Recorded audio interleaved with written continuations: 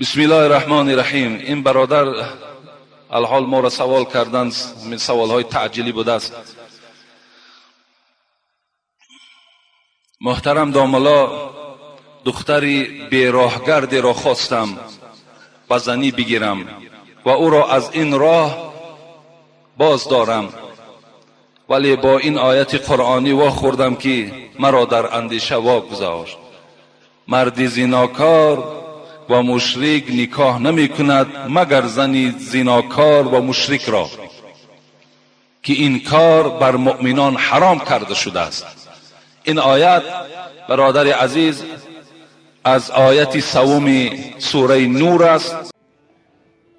السلام علیکم به همتون، در جنو که جنو همتون به ایدی آمدگی ایدی قربان مبارک به هم، رحمت به همتون که مرای قدسگیری کردین. مستی مراستی گردای خواهد که جنو همتون خیلی میبینیم، مستی مرا در روی اکران نمیبینیم نمیبرویم. ما میخواهیم که همی فرزمون در میدنی و عذاب نکشد. شکرانه پروردگار میکنم هیچ کس خدا به این کسر گرفتار نکند و در جانم شکرانه میکنم ای پروردگار. درد پروردگار با پروردگار ایدی قربان اومده سه قربانی میکنن خیلی دمو خیلی نیتری و دمو دستشون دراز کنن التماستون میکنن در جانم در نمیت ادمای نبترید نیازمند شما دستونه در روز که به حد سواب و بام برام در قطعانه که دانم شوی نکه بام برام خدا چی مشکلی داریم با مشکلات هم برستانه آخار تا نکند و در جانا در کجای باشیم. کسانی که ما را میبینه در روی اکران در یکون آدمی دست بخیر بود پرتویش ما را ببینه خیر امی فرزندی مرا خیال دستگیری کنیم التماستان میکنم. سلام علیکم. میخوای که سمیوان ارگینال رو دسترس کنی؟ پس به شما سمیوان ارگینال رو از شفافرما توصیه میکنم برای بزباله کردن در مدت 1 ماه از 9 تا 12 کیلوگرم وزن میتید و همچنین گردش خون زیاد میکنه، به حرکتی را حس نمیکنه و مشت رو بخواد میکند. مرحمت به متخصصای شرکت شفافرما مراجعت کنید و معلومات های بیشتر را دسترس نمایید. اینها سبب خدا شفا فرما هم راز شما. السلام علیکم و رحمت الله. السلام علیکم دوستان عزیز. آیا شما برای گذشتن از سرحد دشواری میکشید؟ مهلت حجت‌هایتان به آخر رسیده است. پس من برای شما خدمت رسانی شرکت نور محمد را پیشنهاد میکنم. با ماشین های نو و زمانوی با باوری و اعتماد کامل توسط رانندگان مرد و زن شما را از منزل استقامتیتان تا خط سرحد برده برای عبور مرز مساعدت می نمایند. یادآور می شویم که اگر شما از نام شبکه حاجی میرزا مراجعت نمایید برایتان تخفیف ارائه کرده می شود. رقم ها برای تماس جمع 7 926 319 59 61. که خداوند در این آیت البته آشکارا واضح گفتگی هست که مرد زیناکار زنی زیناکار را گیرد، مرد مشرک زنی مشرکه را گیرد. لیکن این آیت را آیت 32 همین نور باز منسوخ کردگی هست. برای همین شما می توانید که به آیت 32 همین چیکار کنید؟ نظارت کنید. انا آیت 32 آیت این 3 نور بیکار کردگی هست. حتی از این خاطر نزد احناف، نزد حضرت ابو حنیفه حتی عباره ها هم است که و حبلا من زنا ولا تطاع حتی تضع، یعنی اگر یک زنی که از زنا هم حامله دار شده باشد، ابو حنیفه روایتش نزد مذهبش از زنا هم که حامله دار شده باشد و یا نکاح کردن درست است. فقط چیکار نمیکند؟ فقط با او خانه‌داری نمیکند تا زمانی که این زنا، این ولد زنا را تولد نکند. از این خاطر یعنی جایز است که اگر یگان زن زناکار هم که شما اگر یک زن بیراه را اگر شما بزنی گیرین تربیه کنین انشاءالله این شما ثواب میگیرین. یا اگر جوانی که بینیکا با یک دختر گشتن، خب دختر را حامله دار کردن، انا این جوان میتواند که همین زنی که با او گشتن بینیکا حامله دارش کرده است و هم نکاح کند گیرد جایز می شود. لیکن برای اینی که نسبش معلوم است الکه، یعنی همون حامل از همین بچه است، معلوم است این می تواند که تا زاییدن همون کودک با این زن چیکار کند؟ خانه‌داری کردن گیرد. لیکن این فرزند ولد زنا حکم کرده میشه، زیرا که در بین اینها نکاح وجود نداشت.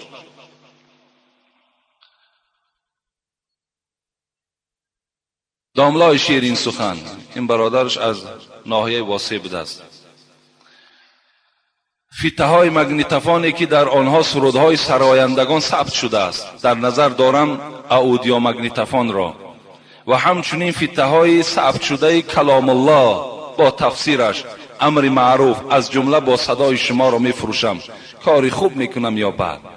من برای همه شما برادرای عزیز تا امروز الحمدلله که از آیت قرآن بیرون نشدم، تا امروز از احادیث های صحیح پیغمبر خدا بیرون نشدم. باز میگویم خداوند در قرآن در سوره مؤمنون میگوید قد افلح المؤمنون الذين هم في صلاتهم خاشعون والذين هم عن اللغو معرضون. خداوند چی میگوید؟ به تحقیق نجات یافت کدام مؤمن، کدام مسلمان نجات یافت؟ همان مسلمان هایی که در نمازشان خاشع هستند، در نمازشان ترسننده هستند، نماز از برای الله میخوانند، نماز آهسته میخوانند، نماز با رکوع و با سجده های ملایم میخوانند. اینها گفت نجات یافتگی هستند. زیرا من دیروز در یک معرکه بودم فرخار، اونجا ما را سوال کردن که همین نمازی که تیز خوانده می شود آیا در همین یگان وعید است، یگان خبری در قرآن آمده است؟ انا در زیر علمین تفسیر آیت قرآن مفسران میگویند که نماز باید که خاشعانه باشد، نماز باید که با ترس باشد، نماز باید آهسته باشد. زیرا من برای شما حدیث ابو سعید خدری را گفته بودم، خود صحبتی وی است، این صحابه پیغمبر است. وقتی از یک نفر پرسید، نگاه کرد که بسیار نماز تیز میخواند، رکوعهای تیز دارد، سجده های تیز دارد. حضرت ناراحت شدن صحابه پیغمبر، زیرا وی نماز پیغمبر با چشم دیدگی بود. فریاد زد گفت کم تصلی هذه الصلات. برادر عزیز گفت این نمازی که الحال خواندی چند سال شد خوانده ای ساده ای؟ منذ 40 سنه. گفت ای ابو سعید 40 سال شد که این گونه نماز تیز میخوانم. حضرت چی گفتند؟ مثل ما ترسیدن یا مثل ما رعایه کردن؟ نه، اونها رعایه نمی کردن، اونها نمی ترسیدن، اونها هم تا آشکارا می گفتن ای جوان ما صلیت منذ 40 سنه. گفتن قسم به الله، گفتن تو 40 سال نماز نخواندی. لو مت على غیر فطرت محمد صلی الله علیه و سلم. اگر تو با همین نمازت از دنیا میگذشتی حتی تی در دین محمدی نبودی. این سخن ابو سعید خدری است. در دوامش چی گفتن؟ خداوند باز کدام مومن ها نجات می‌یابد؟ والذین هم عن اللغو معرضون. آن مؤمن هایی که از شنیدن سخنهای لغو، سخنهای بیهوده پناه طلب کردن، اینها در نزد خدا نجات می‌یابند. اگر همون سراینده ای که سخنهای بی معنی دارد، شعرهای دارد که از تربیه بیرون است، اخلاق جوانها را ویران میکند، این گونه سرودها را گوش کردن ما و شما سبب نجات ما و شما نیست. زیرا که این السمع والبصر والفؤاد كل اولئک کان عنه مسئول. خداوند در قرآن میگوید یقین دانین چشمهاتان، گوشهاتان، دستهاتان، پایهای شما در روز قیامت از حیات شما نزد من اخبار میدهند. در کدام راه سر شدن اخبار میدهند. شما خودتون خلاصش برارید. دیروز ما در یک معرکه بودیم، بسیار یک صحبت عجیب شد و حتی یک برادر خیلی قیمتی ما عجایب یک سخنی گفتن در همون سرودهای بی‌معنیی که بعضی سراینده ها می سرایند، تماشا کنین گفتن همون معرکه ده فقط زنک میماند و کودک، دیگر هیچ کس نمیماند. موی سفیدای عاقل هیچ کس نمیبینی، آدمای اهل خیرت در اون معرکه نمیبینی. شما میره مشاهده کردی خودتان.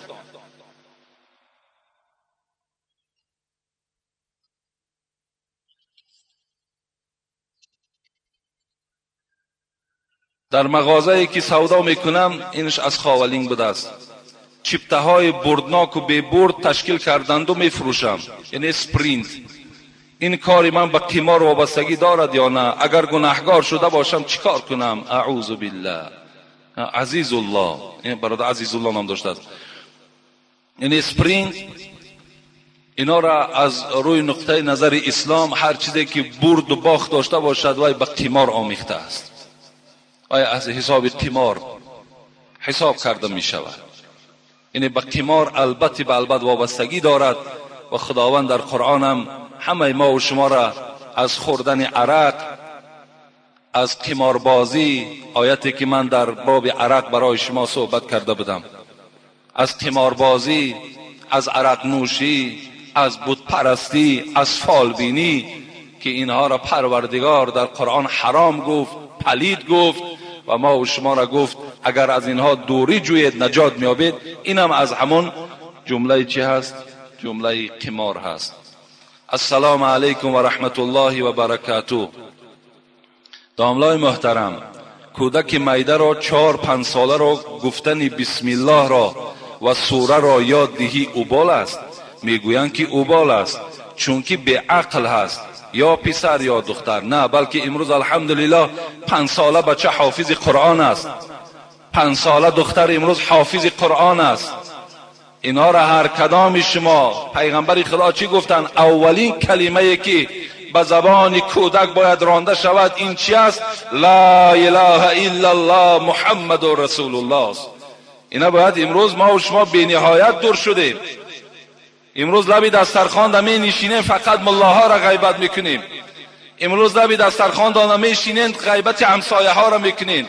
یک توده فرزند داری، 9-10 فرزند. تصور کن که تو 9 تا بلا به سر خود آوردگی هستی اگر از عهده اینها نبرایی، اگر اینها را تو تربیت کرده نتوانی. اینها را نزد دسترخوان که نشستین، فرزندهای چی دخترتان باشد چی بچه هاتان باشد نصیحتشان کنید. همین از رحمتی پدرم در آوان خوردیم اذیت کرده بودم. یعنی آن سوره های را که شما در خوردی اذیت میکنید وای در سر شما نقش میبندد، مثل نقشی در سنگ است، وای هیچگاه گم نمیشود. این سوره هایی که شما در سین و سال بلند الکی اذیت میکنید، این اذیت شما در او میرود. از این خاطر کودکان را در همون خوردی تعلیم دهید، به اسلام نزدیک کنید، با محمد صلی الله علیه و سلم شناس کنید. این ماه مولود است. در لب دسترخوان که نشستی بچم میدانی که همین ماه محمد تولد شدن صلی الله علیه و سلم است. محمد پدرش عبدالله نام داشت، مادرش آمینه نام داشت، فلان قزن داشت، 6 تا فرزند داشت، فرزنداش اینا بود. آمدن محمد صلی الله علیه و سلم به دنیا از این وظیفه ها عبارت بود. گفته اینا را به فرزندها تعلیم دهید. این اوبال نیست. ولی بعضی برادرها میگویند که اگر فرزند خرد در پهلوی تو آمدن نماز خواند در خانه، اینم گناه هست. گفتگی اینم گناه نیست. برای چی پیغمبر خدا گفتن نمازهای سنت در خانه خوانید؟ برای چی گفتن نافله هاتون در خانه ها خوانید؟ یک حکمت همین است که کودکی تو وقتی 2 ساله است، 3 ساله است، 4 ساله است، همون خم و راست شوی تو را وقتی که میبیند آمده در پهلوی تو چیکار میکند؟ و هم عادت میکند و هم خم و راست میشود. از پدرش شاید که پرسد، شاید خدا در ذهن همون کودک در آورد و از پدرش پرسد پدر چرا تو خم میشوی؟ چرا تو سجده میکنی؟ پدر چی میگوید؟ آخی الله وجود دارد، ما بنده خدا هستیم، ما باید خدا را عبادت کنیم. به فرزندی من تو هم فردا کلان کی شدی همچنان خدا را عبادت کن. این وظیفه های هر یک پدر و مادر است.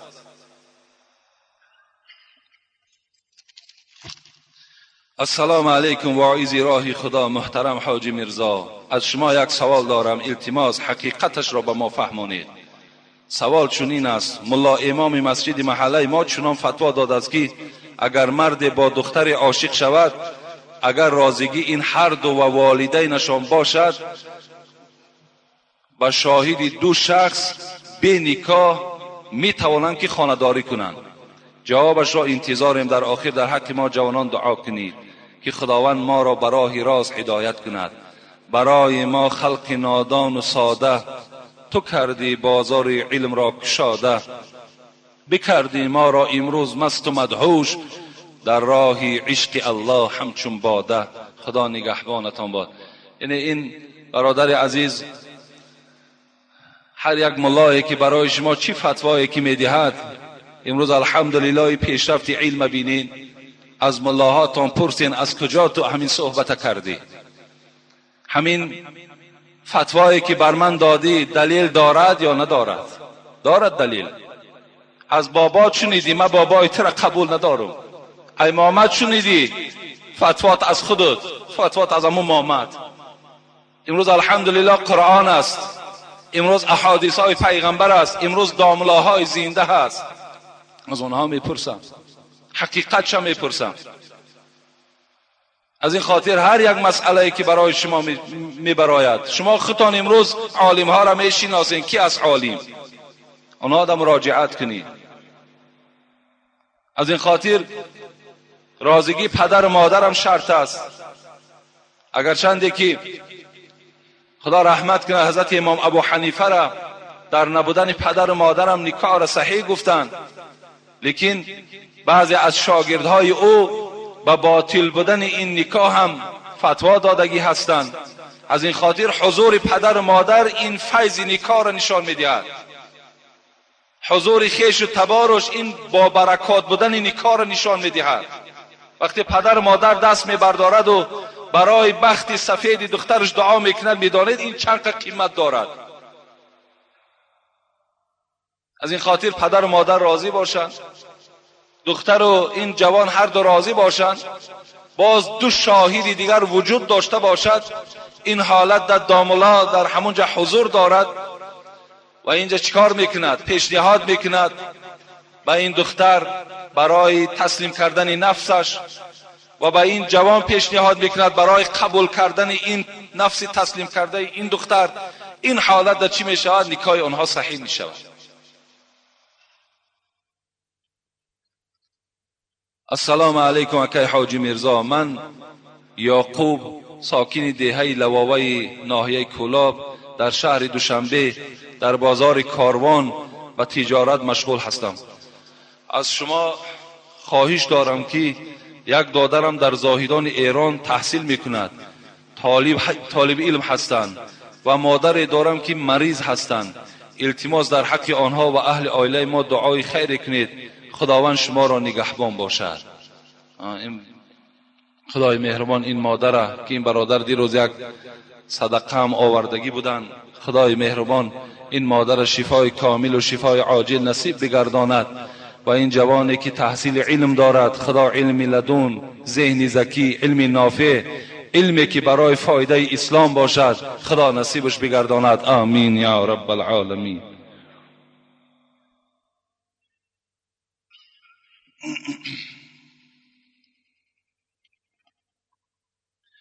السلام علیکم داملا حاجی میرزا.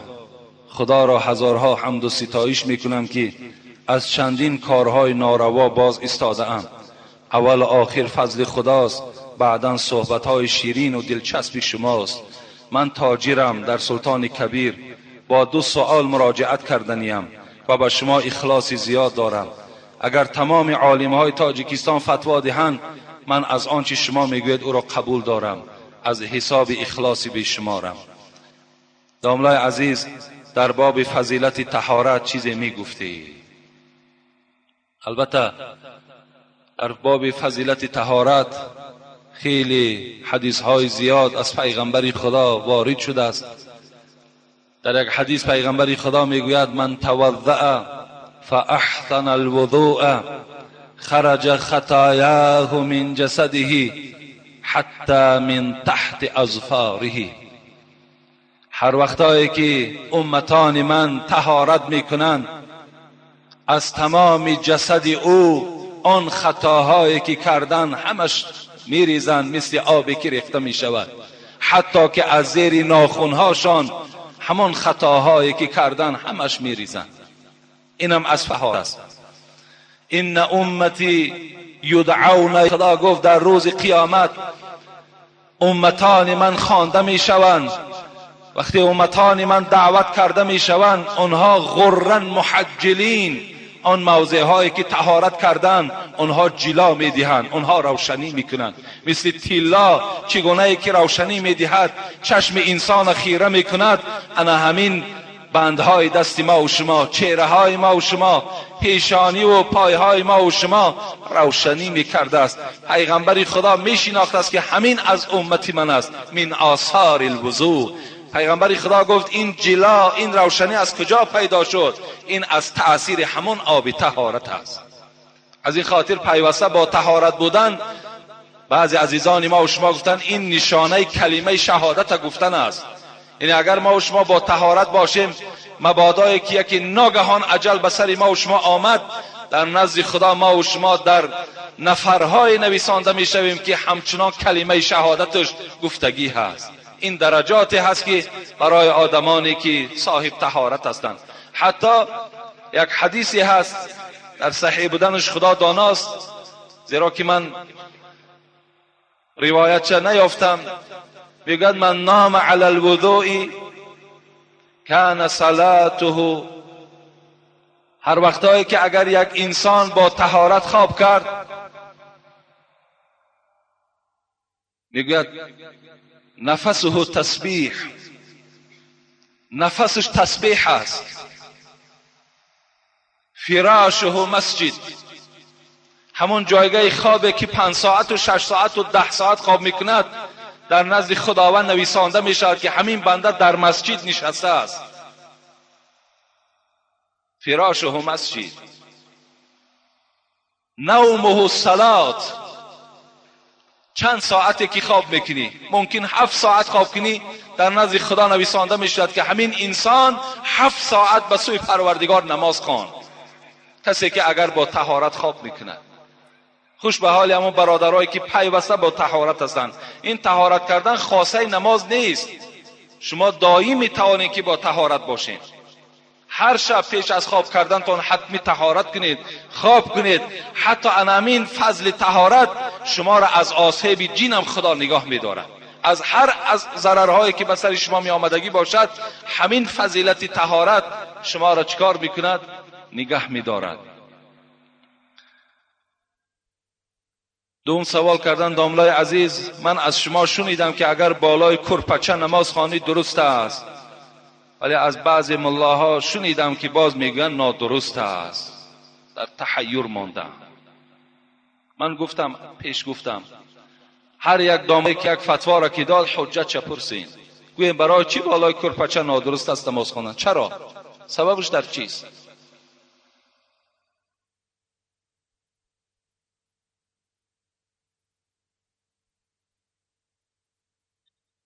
سوال داشته است. برای همین مادام من برای شما میگم بالای کرپچه درست است، نماز تا نخوانین. فقط همین جایی که سجده میکنین سخت باشد، انا همینش خوبتر و بهتر است. و بالای کرپچه هر چی ملایم هم که باشد خواندن گیرین، نماز شما را خدا قبول میکند. مخورسایی فریب فضل عمامه زاهی، خدا رحمت کند محمد صاحب ایرانی را که یک کلیاتش در نزد من است. او چی میگوید؟ وایم بیچاره از دسته همین بعضی ملاهای سلا کلان چیکار کردم؟ خیلی مانده شدن، دیدن که فقط سله دارد کله ندارد. و چی گفتن؟ گفتن مخور صاحب فریب فضل زاهید، همون فضل همون سله کته بدنی او دا گفتن فریب نخو که در گنبد زی مغزی صدا بسیار میپیچد.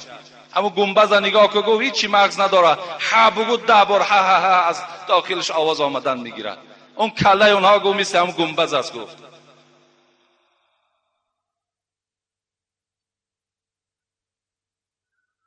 از خدا ترسیدن در کار. من افتا بغیر علم کان اسم علی من افتا. پیغمبر خدا میگه کسی به علم فتوا میدهد ضرر فتوا در گردنش است.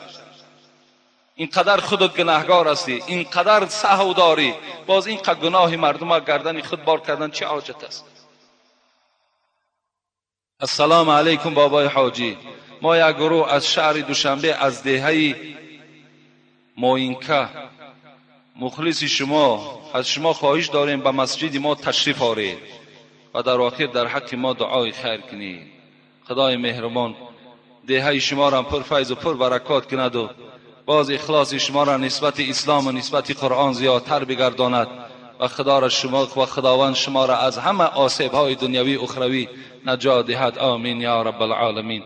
من ندانم این موینکش در کجایی که مسجد شما روان، برای همین که خی خداوند نصیب کرده باشد و اگر یافتیم و یکی شرایط هامان کشید انشاءالله خی زنده و سلامت باشه میاییم. آیا درست است که السلام علیکم داملای شیرین سخن حاجی میرزا، آیا درست است که زن در خانه تنها باشد و مهمانی که به خانه آید و زن اقلا برای جواب دادن مهمانان در را نگشاید و از پس در جواب گرداند و از هدیه های آورده مهمان را نگیرد؟ یعنی وقتی که اگر مهمان خانه کدام از ما و شما می آید، اگر مرد در اون خانه، گفته بودم که برادرای عزیز در خانه که مرد نیست، و این حدیث پیغمبر خدا بود که وقتی تو تنها اون خانه می روی با این زنی خانه‌دار سیوم شما شیطان می شود. از این خاطر بهترین صورت همین است که شما در این خیل خانه ها ندرایید، زیرا اگر هرچی شما حلال و پاکیزه هم که باشین، امروز دشمن های وجود دارد که شما را تهمت کنند، شما را هر گونه در هر گونه تهمت ها پایبندتان کنند. از این خاطر همین زن خانه‌دار می تواند که گوید که مرده که من وجود ندارد، یا مرده که من بازار رفته است، یا مرده که من مثال فلان جا رفته است. اگر هدیه هاشه که باقی مان میلش گیرد، هدیه هاشه هدیه های باقی ندارد، فقط از او، از سلام کردن با او، از قبول کردن او این زن حقوق ندارد. ولی بعضی ما و شما خیلی فکر میکنیم که اکنون بسیار کاری خوب میکنیم، بعد زنهامان چی میگد؟ خیلی مردک نیست خانش هست کو آخی، بیا نیست مردک، بیا خانش هست. اینا را ما و شما باید که قبول نداشته باشیم، علل خصوص در انمین جمعیت حاضره. اگر چنده که در این باب من با فتواهای دیگر هم داده میتوانم از حدیث های پیغمبر، لیکن این زمانه در فتوا داده نمیتونیم، زیرا اکثریت مردم افلاس شدگی هستند، اکثریت مردم خطرناک شدگی هستند. حالا که این برنامه های تلویزیونی پورنوگرافی را نگاه کردگی هستند، امروز چشم های اینها باور کنید همه ویران شدگی هست. خانت مهمانی میاریش با همراهی خودم باشد، میترسی از بعضیش که یا زن ما تماشا میکنه یا دختر ما تماشا میکنه.